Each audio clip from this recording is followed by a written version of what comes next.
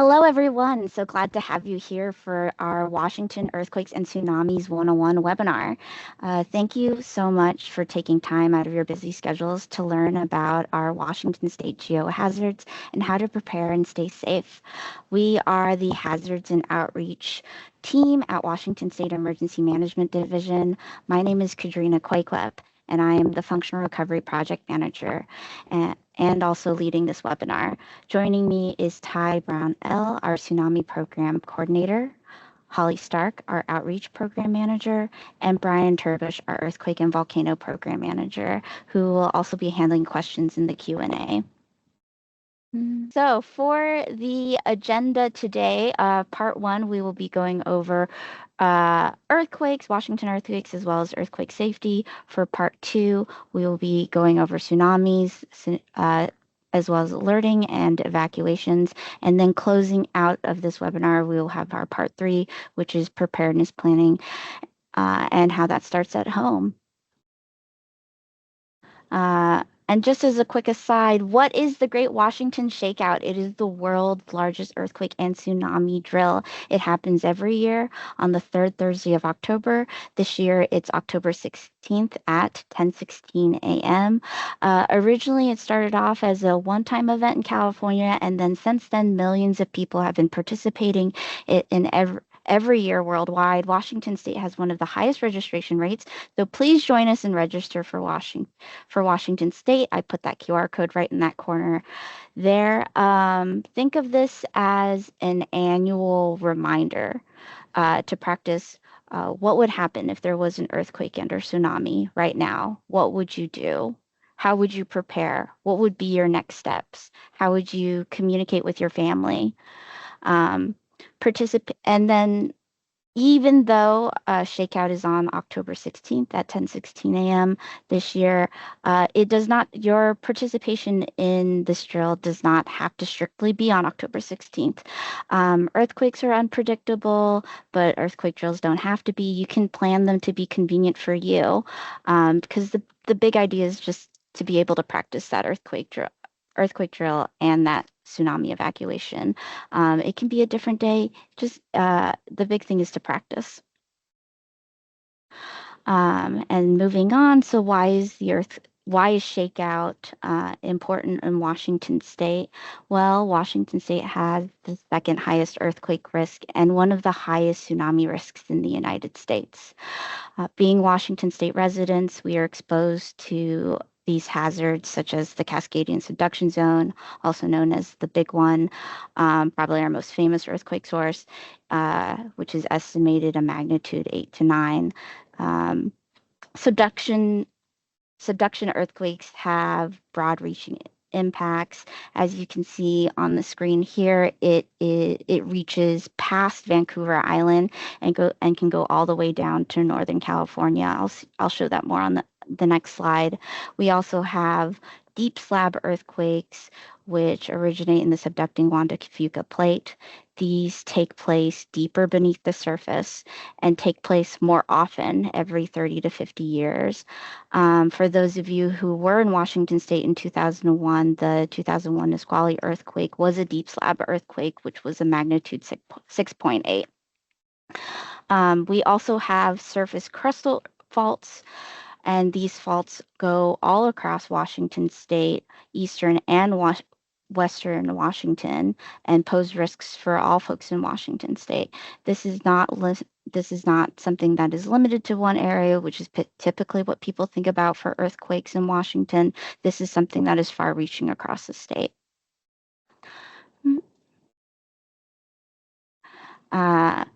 To talk a little more about the Cascadian subduction zone, aka the big one, this is about 700 miles long from past Vancouver Island to Northern California.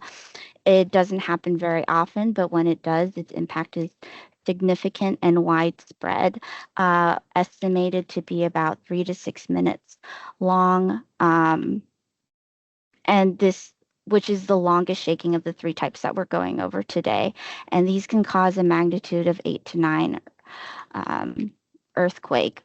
We know In terms of tsunami risk, this we know that it will create a major tsunami, which will hit Washington's outer coast from 10 to 15 minutes, or the inner coast in 90 to 120 minutes. So familiarizing yourself and practicing those tsunami evacuation routes is very important when those minutes matter. And we know that there is a 10 to 30% chance within the next 50 years that the Cascadian subduction zone earthquake can happen. Moving on, we also have deep earthquakes, such as that Nisqually 2001 that I talked about. These are deep earthquakes occur as in a subducting slag about 30 plus miles deep. Even though it is comparatively smaller to the Cascadian subduction zone earthquake, they still have significant damage. Nisqually was about 40 seconds long, but there were about over 400 injuries and billions of dollars in damage. They are significant and impactful to our communities, and we have about an 85% chance of one occurring within the next 50 years. They don't pose a tsunami threat, but they can cause secondary hazards such as landslides. And then third on our list is the crustal fault earthquakes, such as the Seattle Fault. These can be described as shallow earthquakes, so they occur at the top about 18 miles of the crust. Typically, when people think or hear shallow earthquakes, they think weak, but that's not necessarily the case. Because of how shallow they are, they can cause very high intensity shaking, which can also be very damaging. And like deep earthquakes, they can reach that magnitude of 6.5 to 7. Let's see. In this corner right here, you may see that I have as an example that the Seattle Fault does go across the Bainbridge Island. Let's see. And in terms of, let's see, I do want to point out for occurrence, yes, there's a 17 chance within the next 50 years. Crustal fault earthquakes are not as well understood, and they don't happen as frequently, and they're a little harder to find in terms of getting that information. But we do know that they have happened, and they will continue to happen. And these can cause more localized tsunamis when they occur across bodies of water, such as the Seattle Fault. So we have a lot of earthquake sources. What can we expect from that? I would say there can be a lot of chaos and confusion. Screaming is really common. When earthquake strikes, sometimes people report hearing a roar. There will be lights that are flickering. Sprinklers and fire alarms may activate. Windows can shatter. Things will be falling off the shelves. Walls can fall off the shelves. There is a lot of chaos, and there can be a lot of hazards taking place inside and outside of buildings. So it's really, when we think about these things, it's important to take note of them so that when we can anticipate that these could happen, that can help better prepare you. So shakeout can be very important so you know what to do or what to prepare for, and also think about what to do next. I'm going to play a video here for you guys to watch. So this is footage that happened in New Zealand from an earthquake. As you can see, the ground is shaking, which is good to stay low to a ground when shaking. I'll play this again.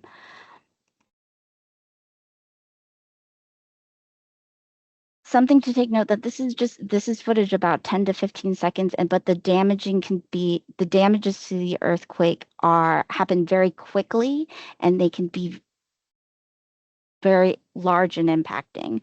So when we look at these things and we take note of these things, I think something to really think about is being able to react and having that drill in your head.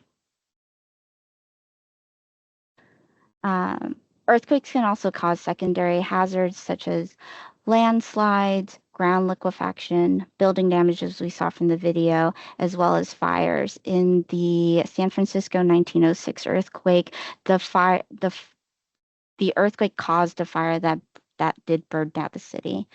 For those of you not familiar what liquefaction is, that's those waterlogged sediments that lose their strength and they can behave like liquid under strong ground shaking. So, earthquake safety. We've talked about the dangers. Let's talk about staying safe. Most injuries, as we saw from the video, can happen from falling while the shaking is happening. So, staying low to the ground is very important.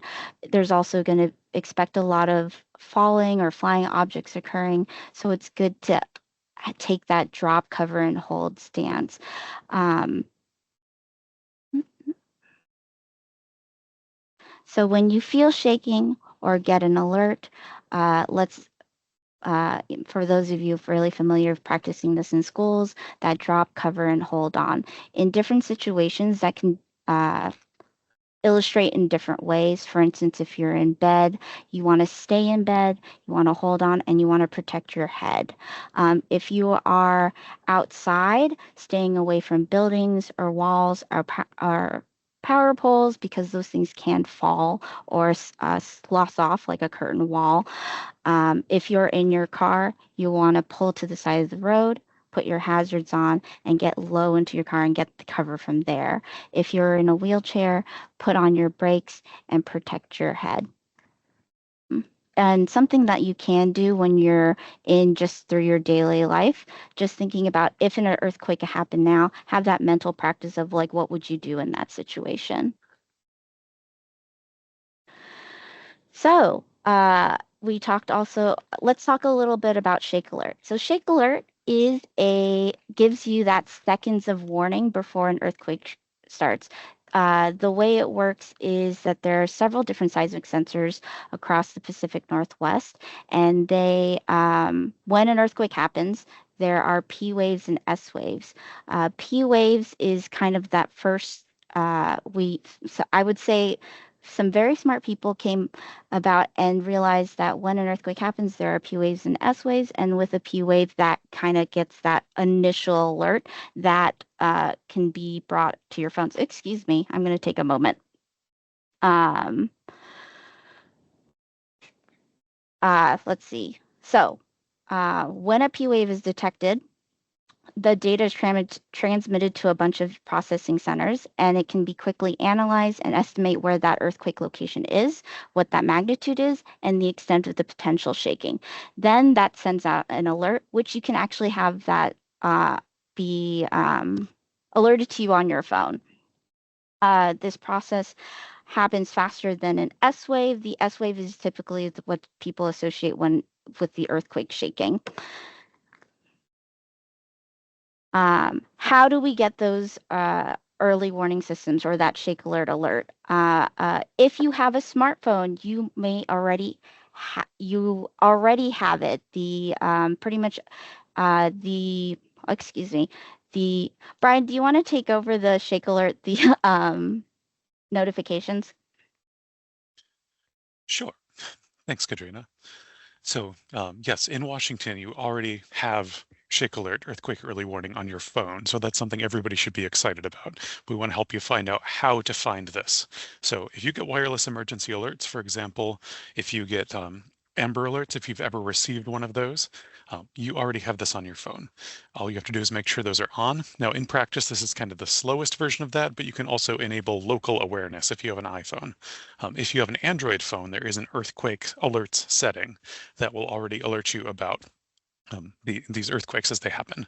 Turn that on, you can test it, find out what it will sound like on your phone, how it will work. Just look for earthquake alerts in your setting. So this is already enabled. And then finally, if you want to download an app that will have this on it, there is an app called MyShake. It will say that the app is from Earthquake Warning California, but like these other two, this will also work in Oregon and California and Washington itself. So you already have these systems on your phone. You don't need to download anything, but if you would like to, you can download the MyShake app. Now, if you have the MyShake app downloaded on that shakeout day that we mentioned before, October 16th, between 10:15 and 10:20 a.m., you will get an alert for the MyShake app. But even though you're not getting an alert for these other ones, they're just not testing that day. You will still get alerts in an actual earthquake. This is worked for hundreds of earthquakes already in California. So we know the system works, and it is working in Washington. We just haven't had any earthquakes. Well, we've had one earthquake big enough to trigger this in a small section of Washington. So the reminder for this is if you get one of these alerts, it means you are going to shake at an intensity of light shaking or greater. So this alert means it is time to protect yourself, time to practice. Let's go to the next slide, please.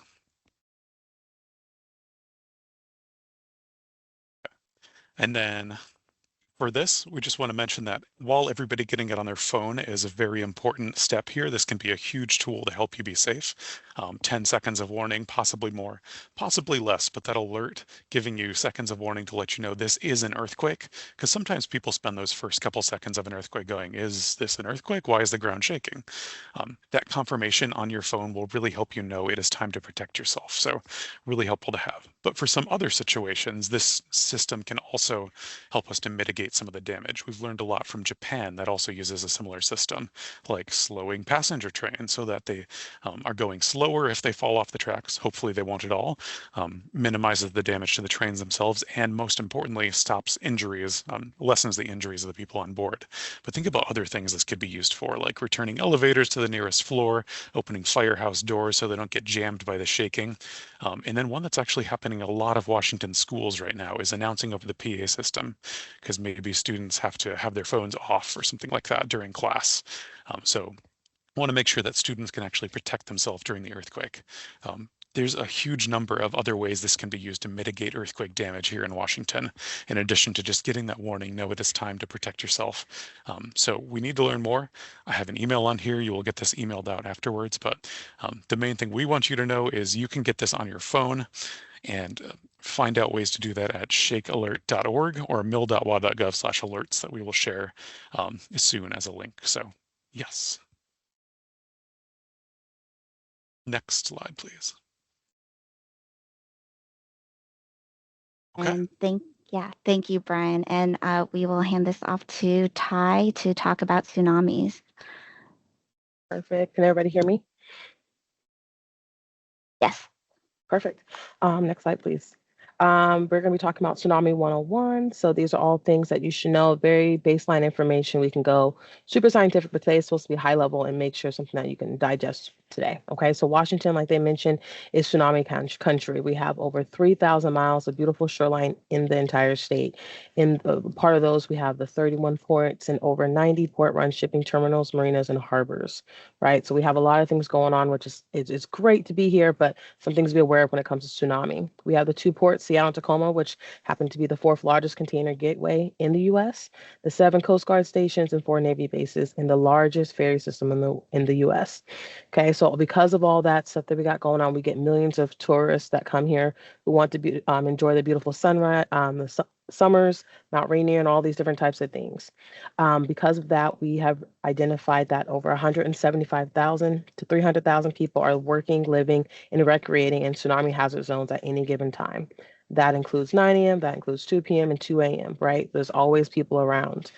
Because of that, when it comes to the Cascadia subduction zone earthquake they had briefly mentioned, and I'll talk a little bit more about in my section, we're looking at close to 50 to 65,000 casualties expected for Washington due to the tsunami alone. So like the video Katrina played, you've seen how there's building damages, and that was from limited shaking. But if we have 3 to 6 minutes of shaking, that's a lot of time, and earthquakes are already going to pose some damages and casualties, but the tsunami alone, we're expecting over to 50 to 65,000.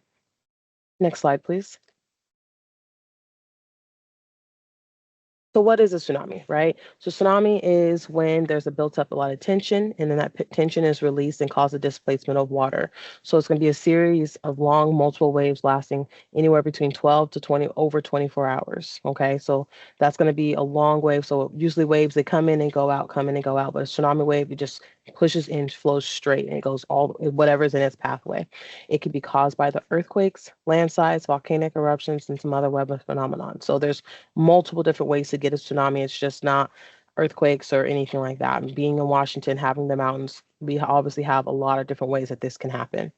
The waves can travel for very far distances across the water in minutes or hours. Because of all that coastline, the outer coast is probably the most, that's going to be the most affected when it comes to having a tsunami because of how quickly the wave is going to reach them. Whereas us in the inner coast, such as Tacoma, Seattle, those areas, it's going to take a little bit longer. So the it's not going to be as high. The first wave is not often not the most destructive or the highest wave, and you'll be able to see that in the simulation video, just how the wave kind of works. But we want to make sure that you're aware that the wave will be there. Okay, and it's very fast and powerful, and it just flows. It's an entire column of water that just pushes through on the land. Next slide, please. Oh, the video. I don't know if it played the first time. But it's okay because we have a couple other videos that are going to show some things as well. So being in Washington, we have local events and distant events or distant threats, excuse me. So the local threat would be Seattle fault zone or the Cascadia subduction zone. You will feel that earthquake. So that means you're going to feel that shaking. That is going to be your primary warning that a tsunami is possible on its way, right? And if we have less than 3 hours, some people have as soon as 10 to 15 minutes to see waves.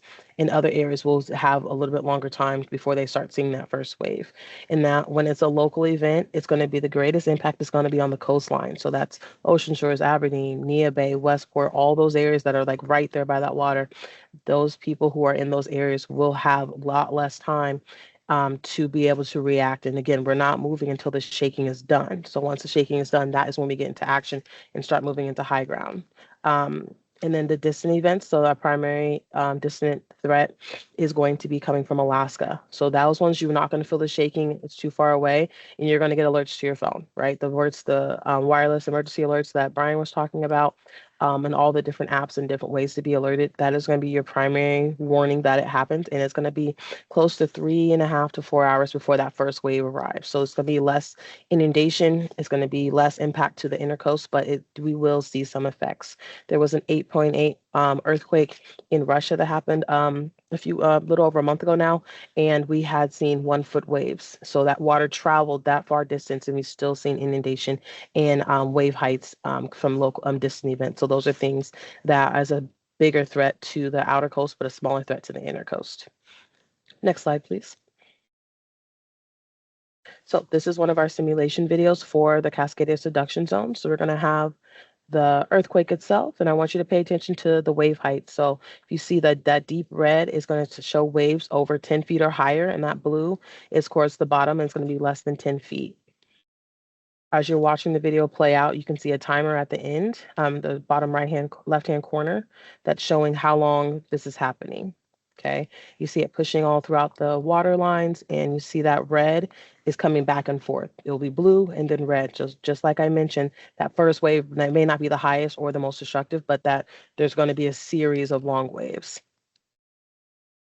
And you can see it pushing all the way in. We're at the timer. I don't know if the timer has stopped on everybody else's side, but even at 2 hours, you've seen that it's pushing into the Seattle area. So those ports, those shipping containers, all those types of things are going to be affected, and which is why this is one identified as the big one because of how much of an impact we're going to see from this event. Let me see if we can play the video one more time, just so that everybody can take a look and see. Yeah, so then that's again 2.5 hours going on to 3 hours, and you see even that entire coastline is being affected by that. And the red is popping. The red again indicates 10 feet or higher. We can go to the next slide now. So this is Seattle fault zone, and then again the earthquake's going to begin. I want you to pay attention to the wave heights. The red being showing how high it is, the blue showing 10 feet or lower. But again, the waves are going to be much higher than that. And you see how again the timer is at the bottom right hand corner this time, and it's a lot less time for that wave to for it to hit the coastline. So you can see it's at 25 minutes and that wave is already separated and gone up and down. A lot of those effects are going to happen in the north, but we are seeing it pushing down into the SeaTac Kent area. And then the red, again, it comes and goes. It's the way it's populating. And this is only at 50 minutes. So the amount of destruction or damages that can happen is vast in a local event. Next slide, please. Oh, it's well, sorry, the video. I mean, the video is it was pretty much done, but it just shows the separation of the waves. So, like we mentioned, the distant event threat that we have is from Alaska. It wasn't until I got into this job a little less than a year ago that I realized just how many earthquakes Alaska has. My phone is going off constantly. I see the alerts. There's always earthquake. Just because an earthquake happened does not indicate that a tsunami is happening every single time. We'll talk a little bit about our alert levels, but there's we are on always getting those types of experiences. We're not going to feel the shaking in Washington, like I mentioned. On Alaska has averaged an 8.0 or above earthquake every about 13 years, and then this is mainly a threat to the outer coast, though, because the water does take a little while to reach us. This has 3.5, 4 hours before it hits our coastline. The map on the bottom is Westport, and if you're looking at the scale, the lighter yellow is going to be the inundation level, so like flooding, and so most of that land is usually dry, but there's going to be flooding, and the dark, deeper blue is showing just how impacted how more of the water is going to be there, the height levels. So if you see majority of Westport, is showing some type of flooding or inundation to where there's water present where it usually isn't. And so even though again it's a distance thousands of miles away, it's pushing its way, that water is still pushing its way over to us. And then the ocean shore picture at the top, you can see that debris is being all over the place. There's sticks and things. You can see the street sign and those different types of things. So when we're saying the impacts of that, you're going to see that because of how powerful and how much it can push items in its way. Next slide, please. So we're going to talk about alerting. Alerting is probably from this entire webinar, alerting is going to be the best takeaway for you, for everybody. You can go to the next slide because it's going to make sure that you are being alerted. We all get alerts to our phones. We understand that there's a lot of spam going on, but these types of alerts are something that can be life-saving. And we really want you to know, want you to be prepared because you say you have alerts to your phone, the people around you don't, you are now able to help save lives. And so we really want to make sure you're doing that. So the natural tsunami warning signs, as you can, again, it's always for local events, it's going to be the ground shaking. So those local events, you're going to feel that shaking and stuff like that. But then also you can see the water bubbling or frothing and acting abnormal. You're seeing that. You can hear the loud roaring sounds. So it's, when you're at the beach, we had just came from Westport, you can hear the sounds, but it's going to be a little bit more it's going to be just more impactful. Like you're going to really know that this is kind of off. So that's going to be your kind of your natural warning signs if it's a local event. Next slide, please. So the official warning alerting methods, we're going to have this here, but mil.wall.gov/alerts is going to be where you want to go. You can hop on and start typing that into your browser as I'm talking so that you're making sure that you are getting those alerts. There's no better time to do it now. While listening to me, you can go ahead and make sure that you are already set up with your alerts on your phone because it can happen at any point. It's not a matter of if, it's a matter of when. We never know when it's going to happen. You want to stay alerted. So we have the smartphone apps, again, as Brian mentioned. We have WIA, which is wireless emergency alerts. So it's something very similar to an Amber Alert. That automatically comes to your phone, right? That's exactly pretty much what the WIA alerts are, other local alerts, social media, and then we also have TV or radio. So those things that pop and keep populating when you're watching TV or something, that's also one. And then I'll talk a little bit more about tsunami sirens. We have over 120, but those are on the coastlines, and I'll talk a little bit more about that. And then the NOAA weather radios. So you want to make sure there's so many different ways to do it. Why not take them all? Like, you know what I mean? At least have the basic one of make sure you're signed up. Next slide, please.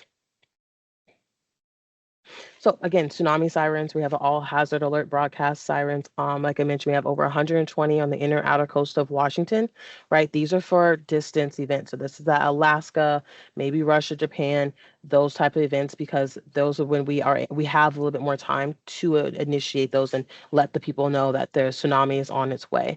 This is at the warning level. This is at the highest level that this will go off. Like we know 100% a tsunami is on its way is when you hear that sound.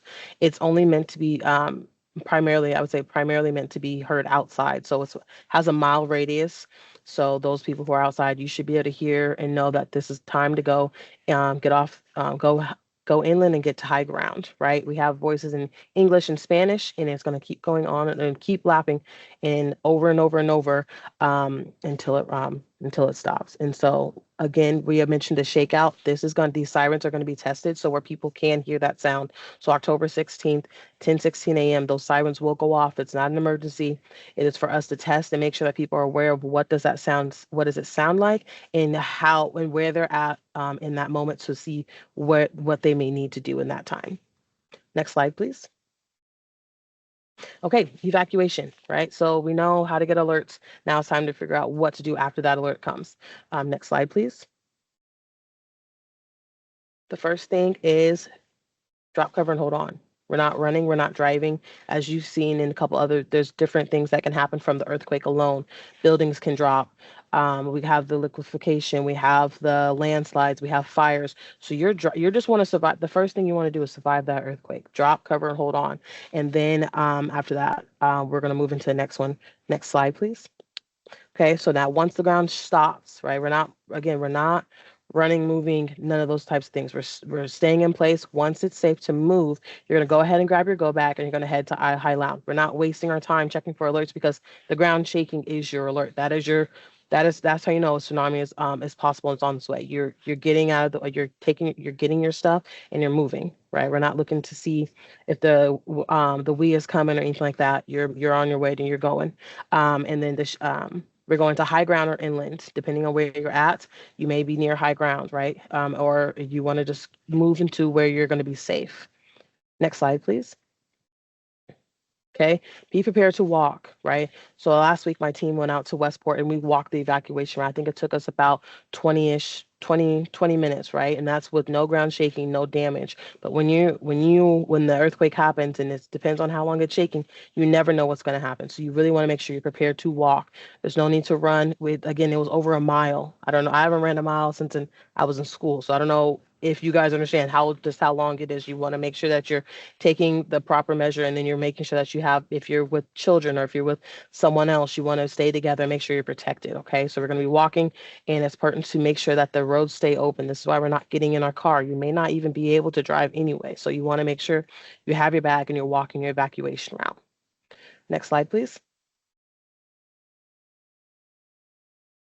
Okay, so on our website on mil.wa.gov/tsunami, we have evacuation walk times. So depending on where you're at, if you're on the coastline or if you're visiting, you're going out, it's a nice summer day and you want to go, I would go on our website and check and make sure that you understand the walk times and the evacuation so that you are prepared for if it was to happen. But if you live over there, that's vital. That's something that you can do that's low maintenance, something that you can just check and be like, hey, where am I at? Where could I go?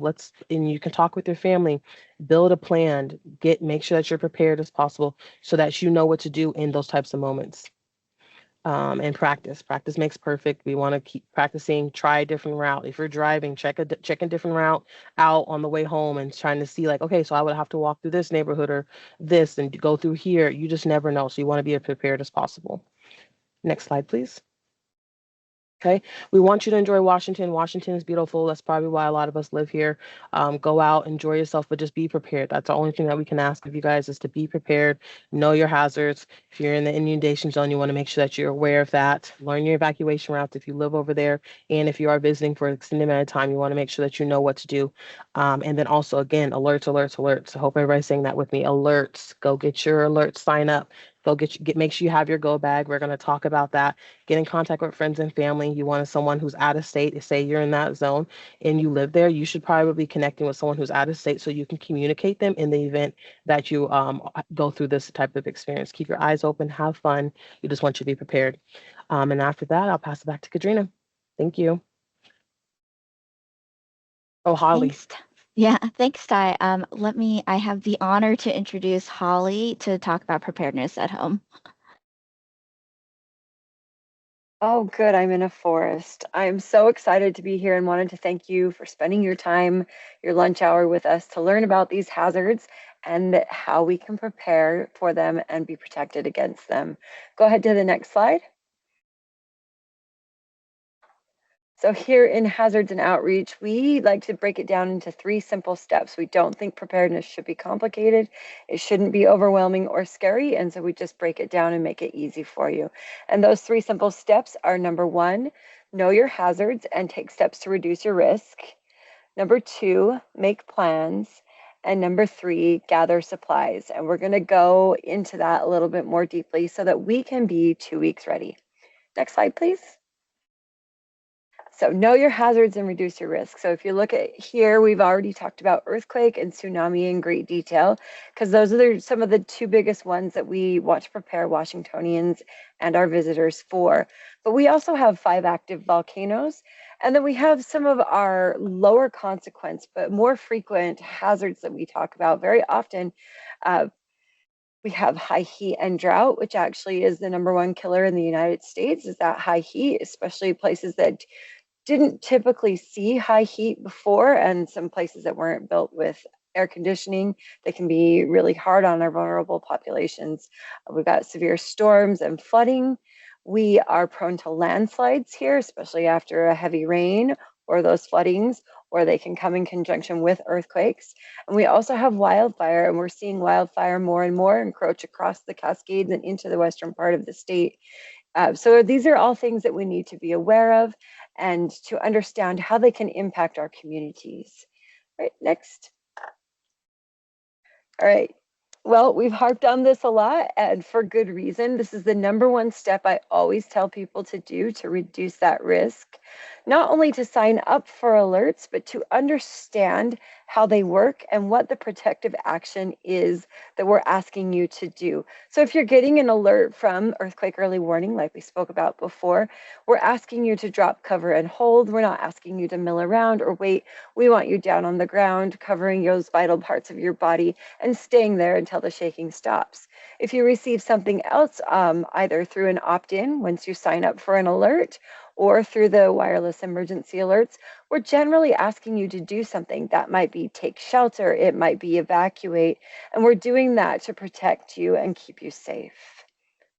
All right, next slide. Another great step to reduce your risk is to take a home hazard hunt. The likelihood that a disaster is going to happen while you're home is pretty high. A lot of things happen while we're asleep. We don't know why.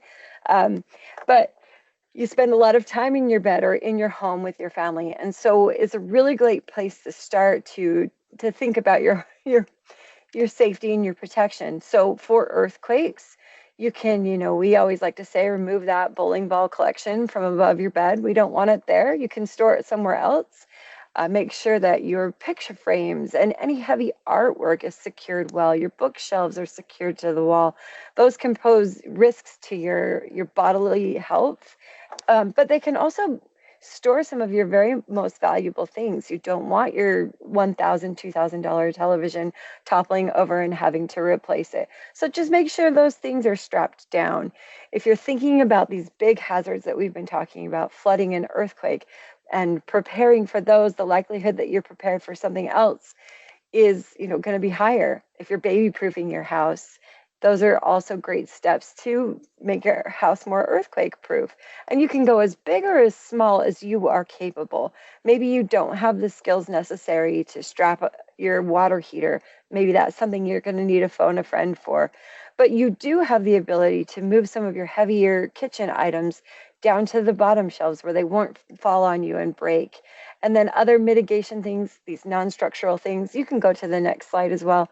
Can be like keeping a pair of shoes right by your bed. A lot of hazards happen and injuries happen when you try to move about after an incident has occurred. And if there's something in the way that could cut your foot or that you could trip on, you're going to want a pair of sturdy shoes and maybe some light right next to your bed. A really great way to just prepare your home.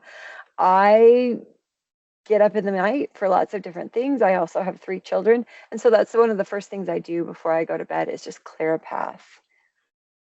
Here's some other things. And on the previous slide, yeah, that you can keep it there. I did have a link to our Prepare in a Year, which tells you more detail about home hazard hunts. And it also has one step you can do each month throughout the year so that by the end of the year, you're a little bit more prepared.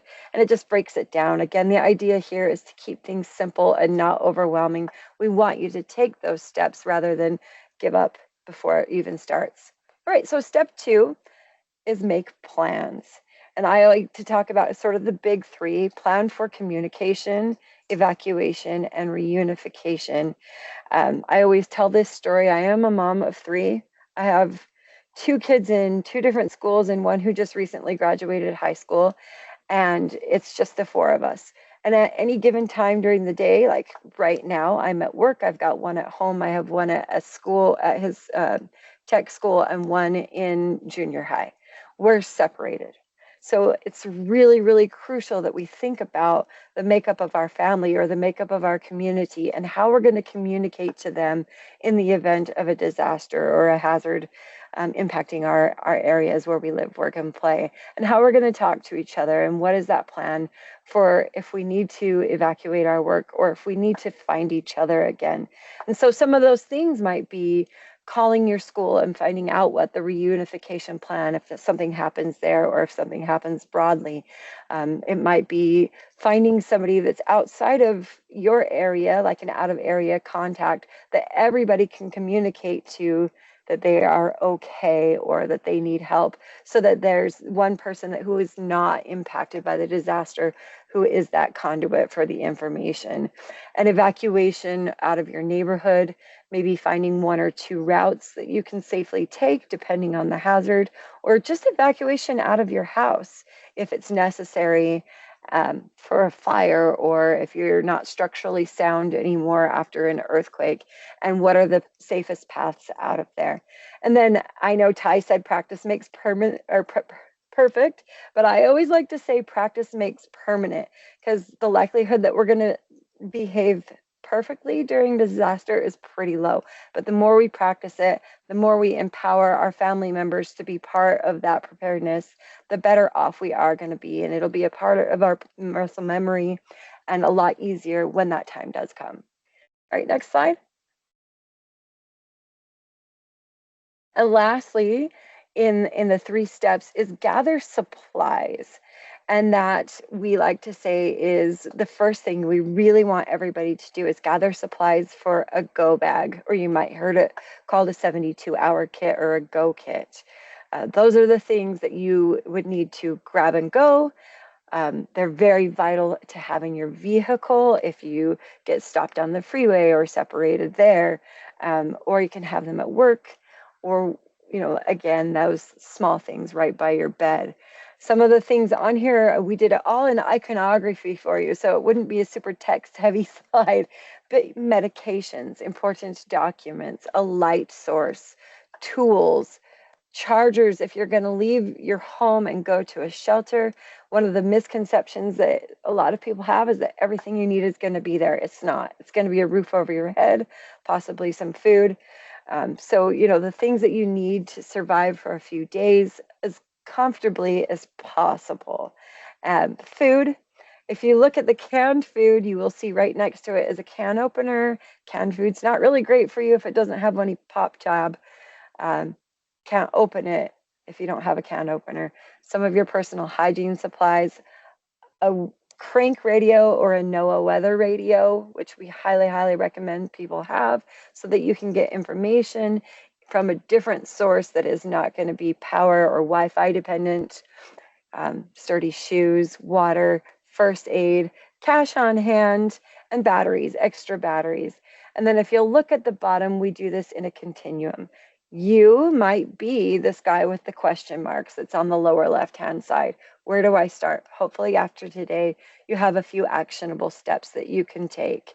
You might be good, better, and you might be best and beyond. You might already have 2 weeks in tubs stored and ready to go. But preparedness is a journey, and we want you to think about it like that, so that you rotate and restock. Maybe you're doing that and you're changing out your smoke alarm batteries every 6 months, or you're setting your clocks back and you're remembering. Then the next thing I would ask you to do is maybe learn a new skill, try CPR, join a CERT team, and then spread the word. Help your neighbors. Think of it like an MLM. I know something, and then I'm going to tell 3 people, and hopefully they tell 3 people, and then everybody gets more prepared together. All right, next slide. And lastly, we wanted to just sort of bring it back to the beginning where we asked you to register for ShakeOut. Why would we ask you to register for shakeout? Drills save lives. It's another part of that practice that becomes a permanent part of your muscle memory. We can't do those protective actions. We can't evacuate properly if we're not practicing them. And drills give you a safe, fun, you can make it a game, neutral environment to practice what you would do when this eventually happens. Because like we've said, it's happened in the past, it will happen again. And so the more prepared you are and the more practiced, the better you can be. And that is it for me. Thank you again for taking your time with us. Thank you, Holly. And just as to kick off of what Holly was saying, this is just a reminder to please register for Shakeout at shakeout.org/register. Please remember, if they're in the case of an earthquake, to drop cover and hold on. And if you are in a tsunami induction zone, go to high ground or go inland. And I hope to see many of you on October 16th at 10:16 a.m. for the Great Washington Shakeout. And then we do have time to highlight some questions from the Q&A. Thank you, everyone. Brian, is there any questions that you'd like to highlight during this time? Yeah, thank you. And I'd like to remind everybody that we're going to be taking questions from the Q&A. Our team has posted some links there throughout the chat. We've given some answers to questions, but I'm sure there's some that you would like to hear out loud as well or hear discussed. So we will start off with one from Stephen at the bottom. And it says, when Cascadia hits, will all of our volcanoes erupt? This is a very common question we get. So I'll be the volcano guy and answer this one. I say that is extremely uncommon. Even like that Kamchatka earthquake, we just had the magnitude 8.8 on a similar subduction zone. So there was a situation where one of those volcanoes erupted, but that is one of the most active volcanoes in the world, Kluchevskoye. That's always erupting. So that was ready to erupt. But then there was a second one that erupted that didn't before. That's not something that happens very often. So what I like to say about this is there's a very low chance. Everybody's always like, will Mount Rainier erupt? That's only one of 11 active volcanoes in just Washington and Oregon. We've also got British Columbia and California that are very close to the subduction zone. So will my volcano erupt? Very low likelihood, but it is important to make sure that when you're preparing for an earthquake, you're also preparing for a volcano. Would your plans to get alerted for a volcanic eruption still work afterwards? Unlikely doesn't mean impossible, but it's not something we would expect. Just make sure you're planning for the hazards in your area, however it is. Right, so there are questions in the chat. I would like to actually direct to Holly for a question here that was, the most vulnerable populations cannot get extra prescription medication, especially people on state medical. Are there policy solutions to this? Or just kind of what do we recommend for those people? Holly, are you able to help? I am able to help a little bit. So there are some policy solutions in Washington state that I've looked up. We do have what they call an emergency prescription. So it's not in advance. You wouldn't be able to save up 2 weeks of your prescription. And this is probably one of the most common questions I get. But they do offer the ability to get emergency prescriptions after a disaster in Washington state, and most states actually. There are some states like Florida where they have hurricanes and they can prepare for those, that they are much more able to get them in advance. One thing I do recommend, if you are able, if it's a pill that you regularly refill, and you can refill it at the very first opportunity, then you can save a few of those out. It's not an ideal solution. So one of the things that we ask people to do is make sure that they have a complete list that is easy to access. Usually you can put it on a USB device or store it in a cloud device, or even written down in something that's waterproof and maybe fireproof, so that when a disaster happens, you can give that list immediately to emergency personnel, somebody at a shelter if you would need to.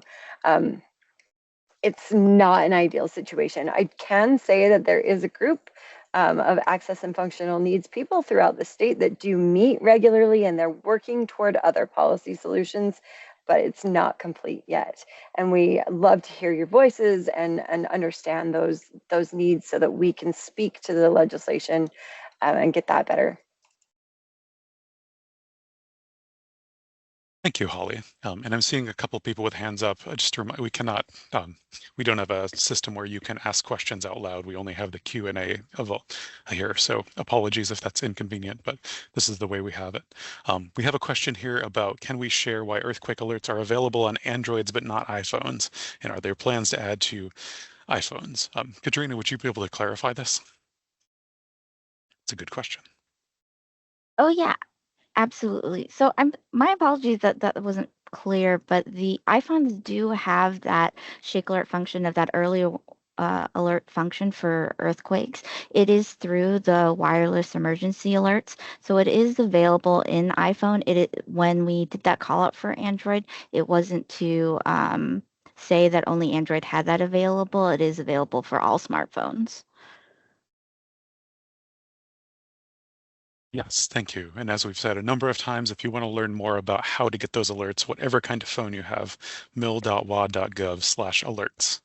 Okay, we have a question for Ty here. There have been a few questions just asking about how can I learn whether a certain area is outside of the tsunami inundation zone, or will this area be hit by a tsunami from either the Seattle Fault or Cascadia?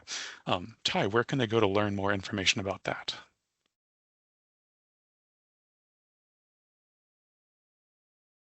Ty, we can't hear you right now. You may be muted. I think that, can you hear me now? Yes. Okay, great.